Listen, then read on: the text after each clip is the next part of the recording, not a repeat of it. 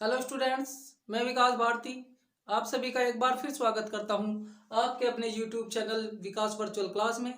Students, ये हमारी engineering drawing की चौथी वीडियो है, क्लास नंबर 4। आज इसमें हम मापनी पढ़ने जा रहे हैं, जिसे हम स्केल भी कहते हैं। और स्टूडेंट, जिसे हमारी बाकी की 3 वीडियो अभी तक नहीं मिल पाई हैं, वो हमारे डिस्क्रिप्शन बॉक्स से उनका लिंक देख लें और उन वीडियो को जरूर वॉच करें। और आज हम पढ़ेंगे हमारा इसी क्रम में क्लास नंबर आज हमारी 4 है। आज हम पढ़ेंगे मापनी या स्केल। जैसे अगर हम एक बड़े रूम का इंजीनियरिंग ड्राइंग बनाने के लिए कह दिया जाए तो इतनी बड़ी ड्राइंग लानी हमारे जो है वो बस में नहीं है, या हम उसे बना नहीं पाएंगे। तो उसके लिए हम क्या करेंगे, एक निश्चित अनुपात में उस मापनी को, उसका साइज रिड्यूस कर देंगे और वो हमारी ड्राइंग शीट पर बन जाएगी। तो इसकी एक छोटी सी डेफिनेशन है, वह उपकरण जिसकी सहायता से वास्तविक आकार को निश्चित अनुपात में कम या अधिक कर काल्पनिक आकार में प्रदर्शित किया जाता है, मापनी कहलाता है। दोस्तों, यही तो बताया हमने कि एक निश्चित अनुपात में किसी भी मापनी को, किसी भी ड्राइंग को छोटा बड़ा दोनों ही तरीके से अगर हम कर सकते हैं तो हमारा स्केल कहलाता है। एक हमें स्केल का निर्माण करना है जिस पे हम अपनी पूरी ड्राइंग वो दिखा पाए। इसी के क्रम में हमारा एक फैक्टर आता है जिसे हम बोलते हैं निरूपक भिन्न।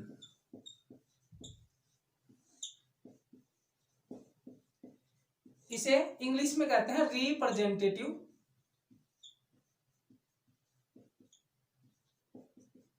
फैक्टर, और इसे हम शॉर्ट में इस तरीके से डिनोट करते हैं। इसका एक छोटा सा फार्मूला होता है, इसे होता है length of the drying of object, length of the drying of object upon length, actual length of the object. Students, ये क्या होता है, जितनी हमने जो माप हमने ड्राइंग पर बनाई है उस ऑब्जेक्ट की, वो और जो उसकी वास्तविक, जो उसकी रियल थी, वो उन दोनों का रेशो होता है। इसकी कोई भी यूनिट नहीं होती क्योंकि ये अनुपात है, अनुपात का कोई भी मात्रक नहीं होता है।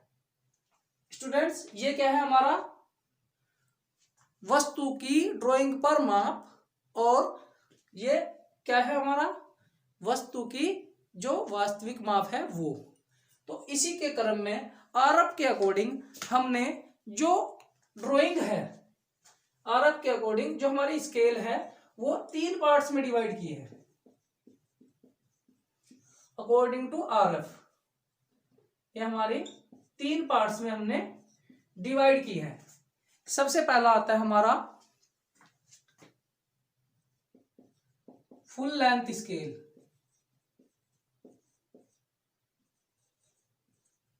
दूसरा रिड्यूसिंग स्केल, तीसरा एनलार्जिंग या इंक्रीजिंग।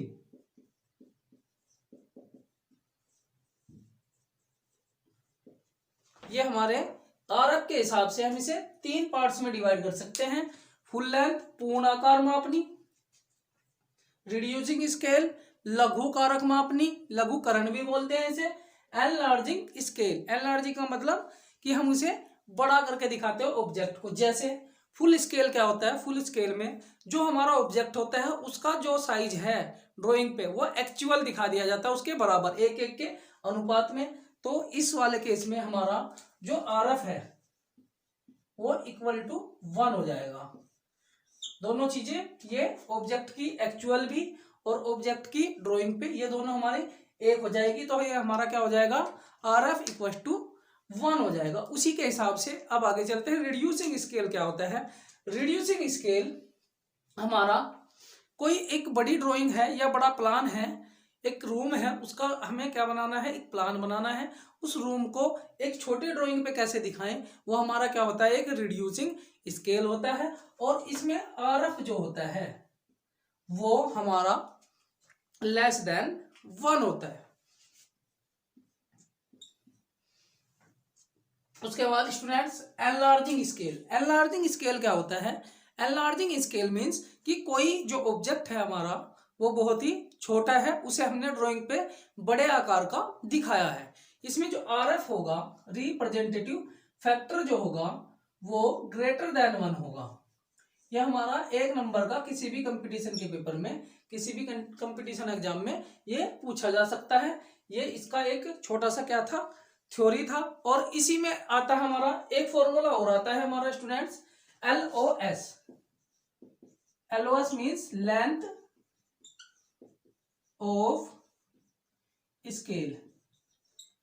जो हम स्केल बनाएंगे उसकी लेंथ कितनी होगी, जो हम स्केल बनाएंगे उसकी लेंथ कितनी होगी। तो सबसे पहले तो अगर हमें किसी भी मापनी को डिजाइन करना है तो उसके लिए हमें सबसे पहले उसका आरएफ पता होना चाहिए, रिप्रेजेंटेटिव फैक्टर पता होना चाहिए। उसके बाद हमें इसका लेंथ ऑफ स्केल पता होना चाहिए। इसका जो वैल्यू होती है वो representative factor into maximum distance. जितनी मैक्सिमम डिस्टेंस हमें बनानी है उस ड्राइंग पे वो हमारा LOS होता है, length of scale.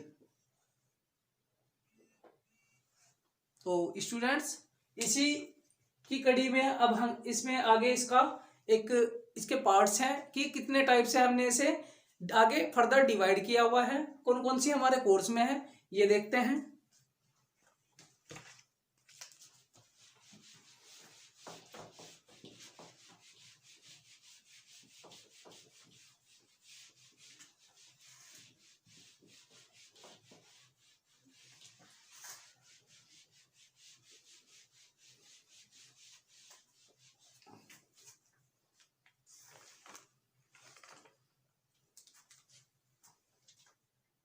Classification of scale. Students ये हमारे 6 टाइप की मापनी होती है, जबकि जो हमारा यूपीबीटी का जो सिलेबस है उसमें हमारे केवल और केवल ये हमारे 2 ही टाइप की मापनी है। प्लान बनाना है, उस रूम को एक छोटी ड्राइंग पे कैसे दिखाएं, वो हमारा क्या होता है, एक रिड्यूसिंग स्केल होता है। और इसमें आरएफ जो होता है वो हमारा लेस देन 1 होता है। उसके बाद students enlarging scale. Enlarging scale क्या होता है? एनलार्जिंग स्केल मीन्स कि कोई जो ऑब्जेक्ट है हमारा वो बहुत ही छोटा है, उसे हमने ड्राइंग पे बड़े आकार का दिखाया है। इसमें जो आरएफ होगा, रिप्रेजेंटेटिव फैक्टर जो होगा, वो ग्रेटर देन 1 होगा। यह हमारा 1 नंबर का किसी भी कंपटीशन के पेपर में, किसी भी कंपटीशन एग्जाम में ये पूछा जा सकता है। ये इसका एक छोटा सा क्या था, थ्योरी था। और इसी में आता है हमारा एक फॉर्मूला और आता है हमारा students, LOS। LOS means length of scale. जो हम स्केल बनाएंगे उसकी लेंथ कितनी होगी, जो हम स्केल बनाएंगे उसकी लेंथ कितनी होगी।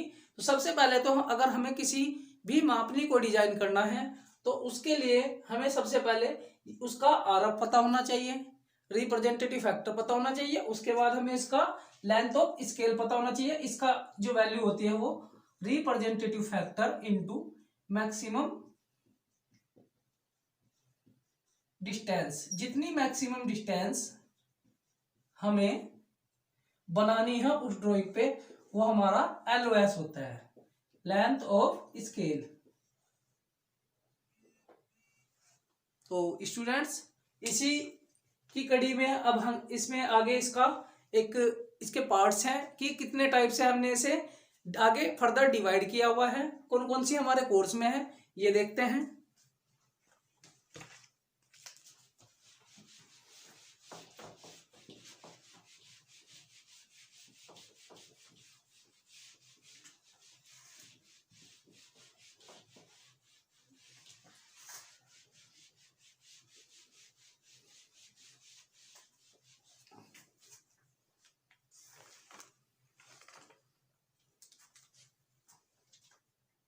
क्लासिफिकेशन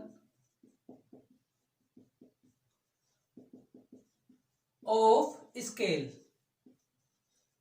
स्टूडेंट्स, ये हमारे 6 टाइप की मापनी होती है, जबकि जो हमारा यूपीबीटी का जो सिलेबस है उसमें हमारे केवल और केवल ये हमारे 2 ही टाइप की मापनी है।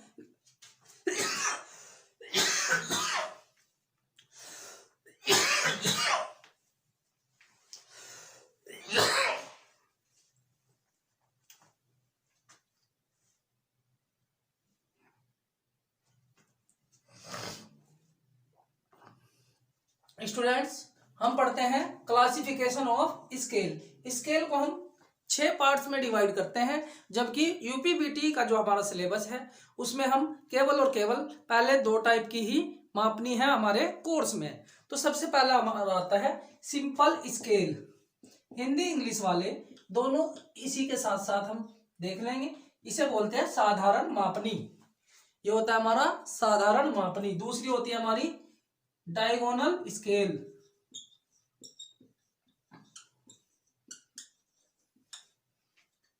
विकर्ण मापनी। हिंदी वाले भी लिखते रहना, साथ साथ नोट करते रहना। यह होता है हमारा डायगोनल मापनी। तीसरा होता है हमारा स्केल ऑफ कोड। कोड जीवा मापनी, इसे बोलते हैं हम जीवा मापनी। फोर्थ होता है हमारा वर्नियर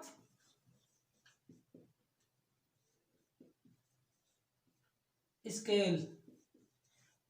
आपने 10th-12th में प्रैक्टिकल में वर्नियर कैलिपर्स का यूज किया होगा, तो ये वही है वर्नियर स्केल। ठीक है। उसके बाद हमारा आता है कंपैरेटिव स्केल।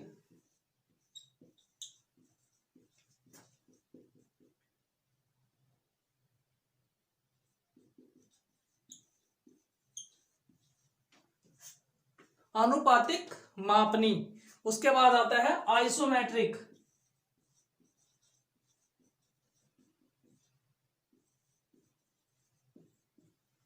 Isometric scale. तो ये 6 टाइप के हमारे अलग अलग क्लासिफिकेशन होता है स्केल का। कौन कौन से?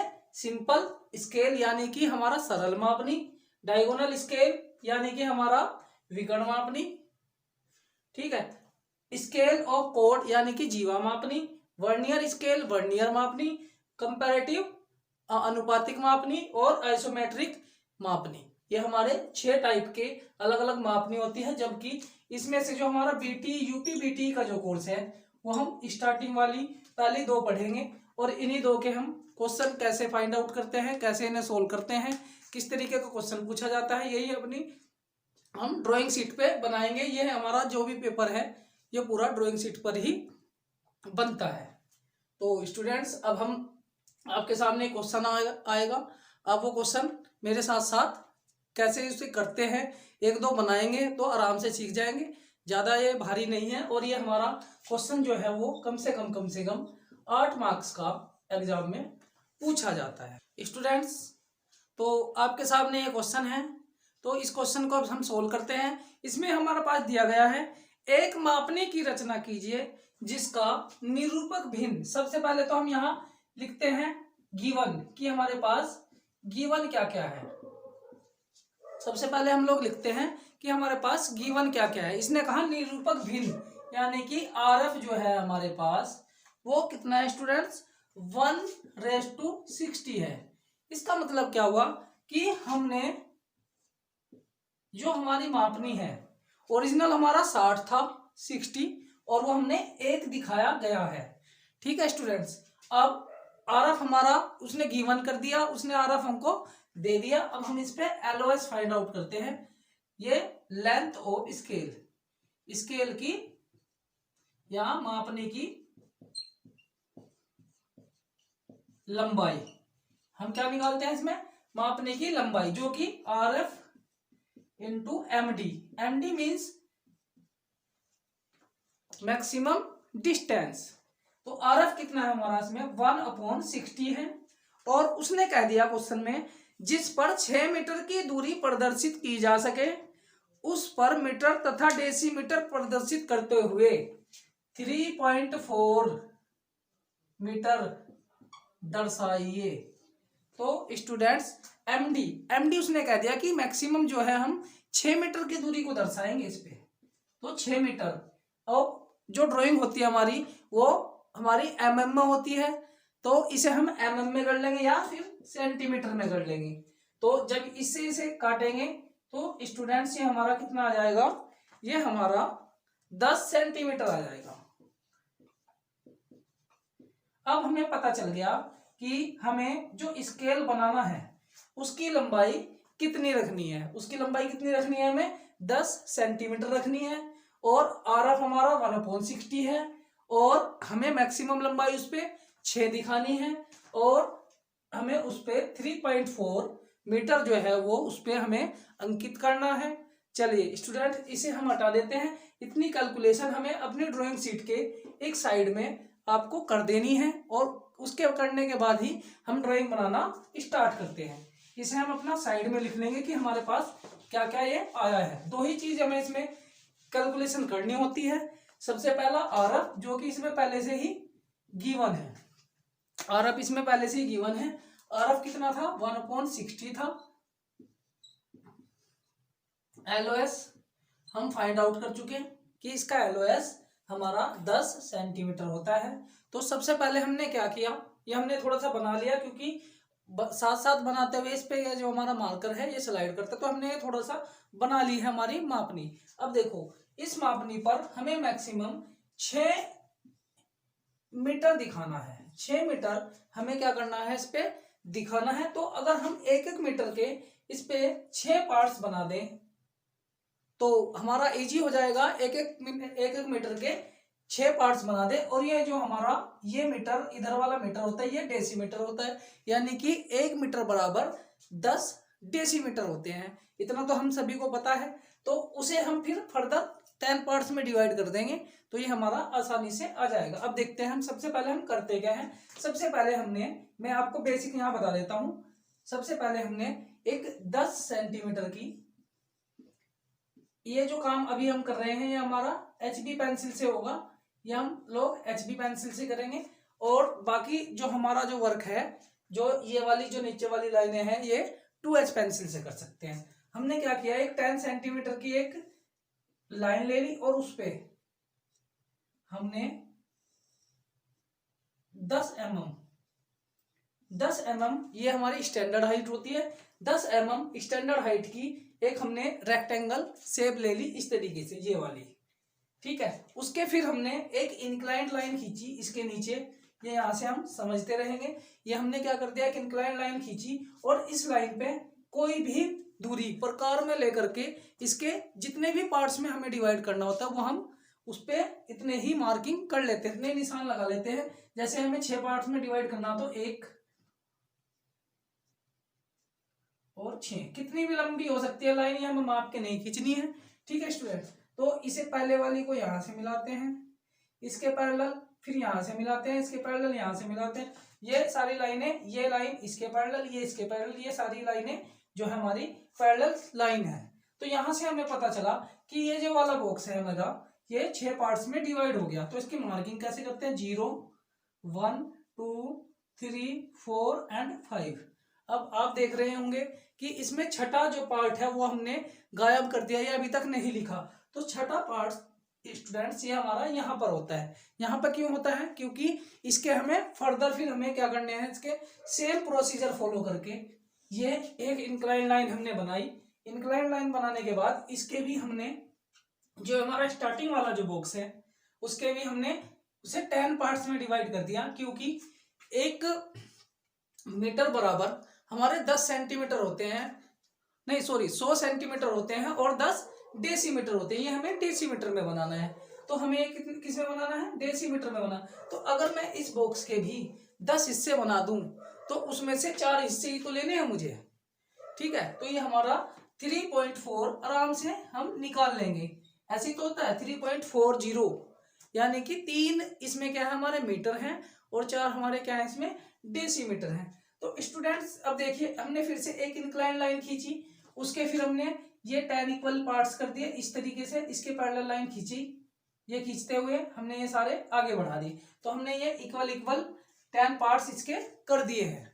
ये हमें पूरा बिल्कुल मेजरमेंट के हिसाब से चलना है। ये 10 है तो ये 10 ही है, तो इस 10 के ही 6 पार्ट्स में डिवाइड करना है। कोई भी हमने डिस्टेंस ले ली और इसे 0 to 5 तक लिख के ये इसके पैरेलल लाइंस खींच दी और ये करके ये इसके पैरेलल, फिर इस जो यहाँ पर हमारा ये लाइन यहाँ पर आई इसके पैरेलल ये हमने इसके 6 पार्ट्स कर लिए। 0 से 5 तक हमने लिख लिए। उसके बाद फिर से हमने क्या किया, इसे भी 10 पार्ट्स में डिवाइड करना है। 10 पार्ट्स में डिवाइड करने के बाद अब हमारे पास 1 डेसीमीटर का एक ब्लॉक आ गया। ये जो है हमारा, ये जो छोटे वाले ब्लॉक हैं ये हमारे 1 सेंटीमीटर का एक है। 1 डेसीमीटर का एक है। डेसीमीटर ये हमारा क्या है, 1 डेसीमीटर का एक है। अब मुझे इस मापनी पर 3.4 मीटर दिखाना है। तो 3 कहां से है मेरा, मैं इस लाइन से थोड़ा सा ऊपर बढ़ा, मैंने ऐसे डार्क करके एरो लगाया और 4 इस सेंटर लाइन को छोड़ करके आगे हम क्या करेंगे, 4 काउंट कर लेंगे। 1 2 3 4 इसके जस्ट ऊपर ऐसे किया।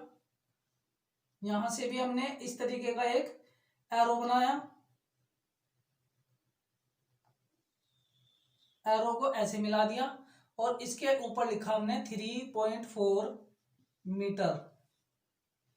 ठीक है स्टूडेंट्स, अब इसमें ये हमारी जो मापनी है वो बनकर तैयार हो गई है और ये इसके सीध में यहाँ पर एरो, ये इसकी सीध में यहाँ पर एरो, इसके बिल्कुल सीधे सीधे, और यहाँ लिखेंगे हम 10 सेंटीमीटर। अभी इसमें हम लेफ्ट साइड में एक चीज और लिखेंगे, वो हमारा क्या था कि हमने इसमें RF क्या यूज किया है, वो था हमारा 1/60।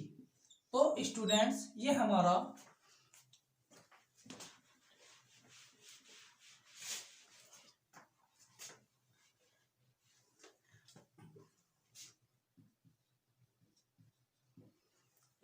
पूरा एक मापनी बनकर एक तैयार हो गया है। इसमें क्वेश्चन ये हमारा था कि मैक्सिमम हमें 6 मीटर डिस्टेंस दिखानी थी 1 और 60 के रेशो में, और इसका LOS जो हमने फाइंड आउट किया था वो हमारा 10 था। हमने एक बार और इसका क्विक रिवीजन करते हैं। क्या हुआ कि हमने एक 10 सेंटीमीटर की एक हॉरिजॉन्टल लाइन खींची, उसके ऊपर हमने 10 mm या 1 सेंटीमीटर, ये हमारी स्टैंडर्ड हाइट है, इतनी ही हम इसमें सिंपल स्केल में लेते हैं।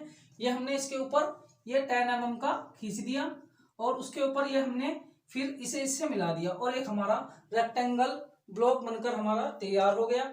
और इसके बाद हमने क्या किया, इसके अगर हमें मैक्सिमम हाइट हमारी 6 है तो उस 6 के हिसाब से हमने क्या कर दिया, इसके एक एक पार्ट्स में हमने इसके 1-1 मीटर ले लिया। यानी कि अब हम 1-1 मीटर का एक पार्ट ले तो 6 मीटर के लिए हमें 6 पार्ट करने पड़ेंगे।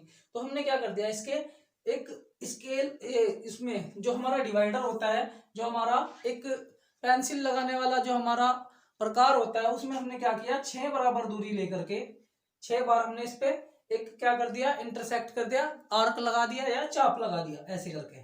फिर हमने ये लास्ट वाला इस कॉर्नर से मिलाया और इसके पैरेलल लाइन हमने इसके 6 के 6 पार्ट्स को मिला दिया और फिर यहाँ से ये वाली लाइन इसके पैरेलल खींच दी, ये इसके पैरेलल, और ये सारे हमारे 6 पार्ट्स में डिवाइड हो गए।